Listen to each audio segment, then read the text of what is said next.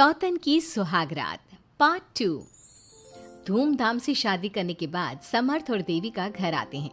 घर पर सब उनका स्वागत करते हैं और सौम्या उनकी सुहागरात का इंतजाम करती है। समर्थ और देविका दोनों अपने रूम में बैठे बातें कर रहे होते हैं। तब देविका कहती है, सुनिए, आप इतना दूर क्यों बैठे हैं? नहीं, कुछ नहीं, बस थोड़ा सा थक गया हूँ। अगर आप कहें तो मैं आपका सर दबा दूं?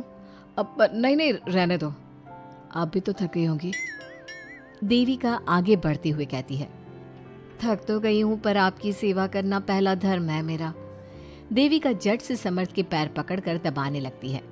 ऐसे ही कुछ देर निकल जाती है और समर्थ कहता है, अब रहने दो देविका, तुम भी आराम कर लो, तुम भी थकी थकी लग रही हो। देविका मना करते हुए उठ जाती है और अपने बालों को खोलकर समर्थ का सर दबाने लगती है और कहती है, मेरी थकावट तो आप ही दूर कर दोगे ना? इतना कहकर देविका अपने खुले बालों को समर्थ के ऊपर डालती है। समर्थ देविका के जाल में सम्मोहित होने ही वाला होता है कि अचानक से दरवाजे पर किसी की दस्तक होती है। समर्थ आवाज लगाते हुए कहता है, कौन? भाई, मैं हूँ सौम्या। क्या है सौम्या? क्या बात है देविका, कैसा लग रहा है मेरी भाभी बनकर? कुछ बात आगे बढ़ी या नहीं? बात आगे बढ़ती कैसे? तू जो आ गई कबाब में हड्डी। अच्छा जल्दी बता, किस लिए आई थी? सौम्या ठिठोली करते हुए कहती है, क्या बात है देविका, बहुत जल्दी हो रही है।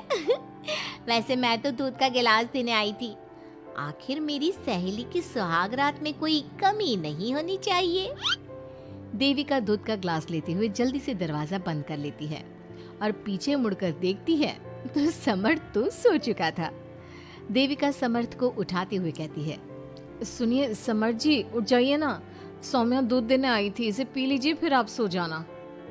समर्थ नींद में उठता है और दूध पीकर फिर से सो जाता है। देविका उसके बगल में बैठी कहती है, सुनिए समर्थ जी, आज हमारी पहली रात है और आप सो रहे हो। समर्थ नींद में ही कहता है, देविका मैं बहुत थक गया हूँ, मुझे बहुत तेज नींद आ रही है, तुम भी सो जाओ। सोने के लिए तो पूरी रात पड़ी है, आप उठिए ना और कुछ देर मुझसे बात तो करिए। देविका जिद करते हुए समर्थ को आधी नींद से उठा देती है।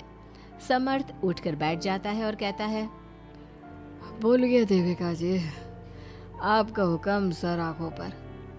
सुनिए, मैंने सुना है कि पति अपनी पत्नी को पहली रात कोई तोहफा देता है, आप मेरे लिए कुछ नहीं लाए क्या?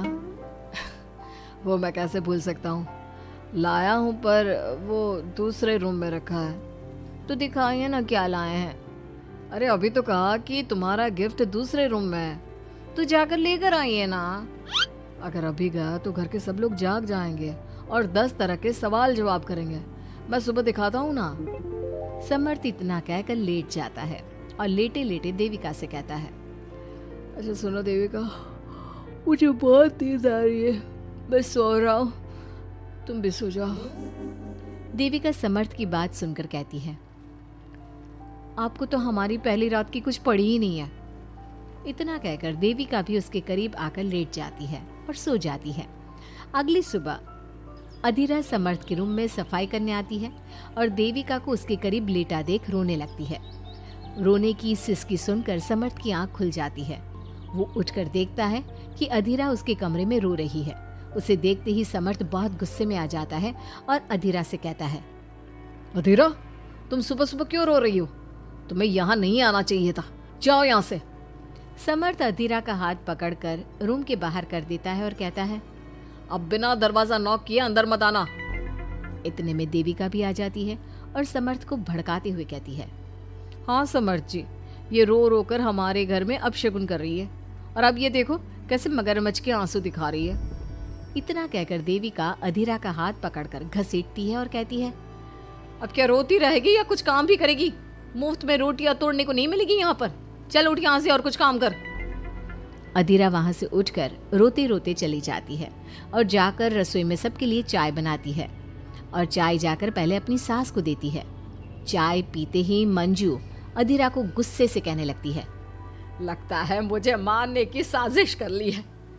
अरे अभी तक तूने ढंग की चाय बनाना नहीं सीखा। इतनी मीठी चाय बनाई है कि कहीं मैं शुगर की बीमारी से मर ही ना जाऊं।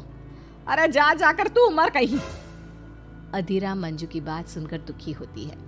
इतने में सौम्या वहां आ जाती है और कहती है, ये लो, महारानी अभी यहीं बैठी है और मैं पूरे घर में देख आई। अरे ओ महारानी, यहाँ बैठकर किसका मातम मना रही हो? उठ यहाँ से और जाकर हमारे कपड़े धो, बहुत कपड़े पड़े हैं धोने को। अधीरा वहां से कपड़े धोने चली जाती है और बैठे बैठे खुद को कोसने लगती है। हे भगवान, मुझे उठा ले तो अच्छा है, मैं थक गई हूँ इस जिंदगी से।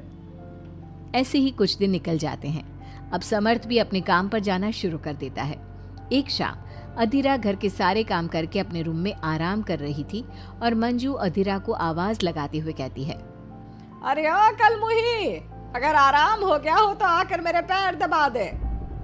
देविका उस समय वहीं से गुजर रही थी और समर्थ का घर आने का टाइम देखकर देविका मंजू से कहती है, माँ जी सुनिए, आप कहें तो मैं दबा दूं आपके पाँव।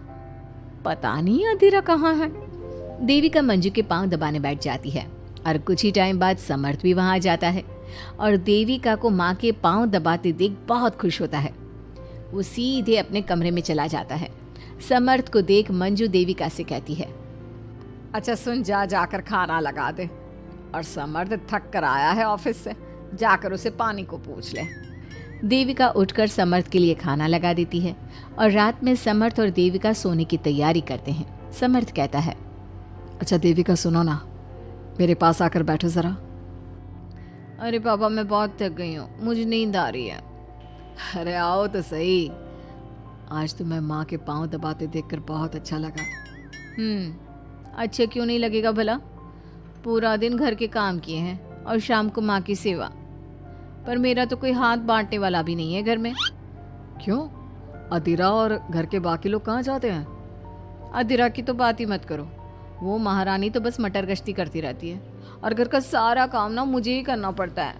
मेरी तो किसी को पड़ी ही नहीं है, मैं तो सिर्फ एक नौकरानी हूँ इस घर में। अरे नहीं नहीं, ऐसा मत बोलो। क्यों ना बोलूँ? आपने मुझे वादा किया था ना कि आप मुझे रविवार को फिल्म दिखाने ले जाओगे और कपड़े भी दिलवाओगे, पर आपने तो एक भी वादा पूरा नहीं किया।